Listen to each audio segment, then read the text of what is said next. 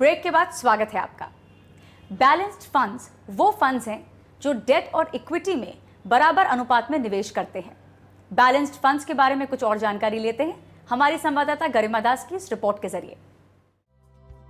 Mutual funds में दो तरह के इन्वेस्टमेंट होते हैं, कुछ डेट में और कुछ इक्विटी में। दोनों के मिश्रण को हम बैलेंस्ड फंड्स कहते हैं। जहां इक्विटी का पोर्शन ज्यादा रहता है उसे इक्विटी ओरिएंटेड बैलेंस्ड फंड्स कहते हैं, और जिसमें डेट का अनुपात ज्यादा होता है उसे डेट ओरिएंटेड म्यूचुअल फंड्स बोलते हैं। इक्विटी ओरिएंटेड बैलेंस्ड फंड्स में करीबन 70 से 75% निवेश इक्विटी में होता है और बाकी डेट में होता है। डेट ओरिएंटेड फंड्स में करीबन 60 से 80% डेट में निवेश होता है और बाकी इक्विटी में। निवेशक के हिसाब से अगर हम बात करते हैं तो वह अपने पैसे की सेफ्टी और रिटर्न, अधिकतम रिटर्न, दोनों चीज़ एक साथ चाहता है। दोनों चीज़ एक साथ मिलना थोड़ा मुश्किल हो जाता है।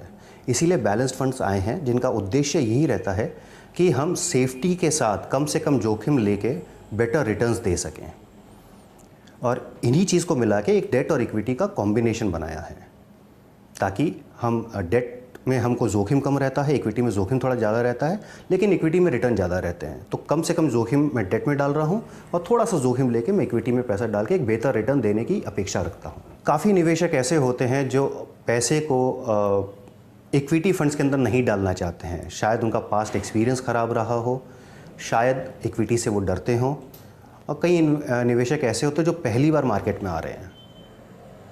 तो इनको एक साथ हम इक्विटी में एक्सपोज करने की जगह हम थोड़ा थोड़ा इक्विटी में एक्सपोज करते हैं ताकि उनको एक आदत लगे। तो इसके हिसाब से जो निवेशक एक साथ इक्विटी में नहीं जाना चाहता, जो निवेशक 4 से 5 साल के पीरियड के लिए अपना पैसा निवेश करना चाहता है, उनके लिए पूर्णतः इक्विटी में जाने से बजाय बेहतर होता है कि वो डेट बैलेंस फंड्स के अंदर अपना इन्वेस्टमेंट करें।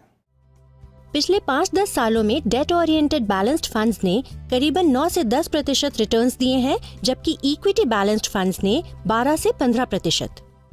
पहली बार म्यूचुअल फंड्स के अंदर आ रहा है, या फिर जो वो इन्वेस्टर जो इक्विटी के अंदर इन्वेस्ट करने से डरता है, या फिर जिसकी जो सीमा है इन्वेस्टमेंट करने की, समय सीमा है, वह 4 से 6 साल के बीच में है, उन लोगों को बैलेंस फंड ज़रूर देखना चाहिए। हर आदमी की रिक्वायरमेंट अलग है, उनके पैसा निवेश करने का उद्देश्य अलग है। उसके हिसाब से वो डिसाइड करें, निर्णय ले कि उनको कितना परसेंटेज बैलेंस फंड्स में निवेश करना चाहिए। आपको कम जोखिम के अंदर बेहतर रिटर्न दे रहे हैं जो लोग एफडीज़ में पैसा इन्वेस्ट करते हैं, या फिर जो लोग इक्विटी मार्केट में आने से डरते हैं, प्लस उनको इक्विटी के रिटर्न्स भी चाहिए।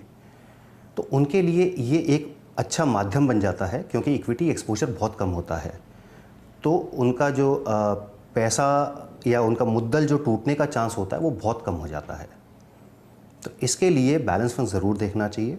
नंबर 2, अगर आप इसको एफडी से कंपेयर करते हैं तो रिटर्न आपको एफडी से कुछ परसेंटेज ज़्यादा ही मिलेंगे लंबे समय के अंतराल में, और आपको एक टैक्स एफिशिएंट रिटर्न्स भी मिलेंगे।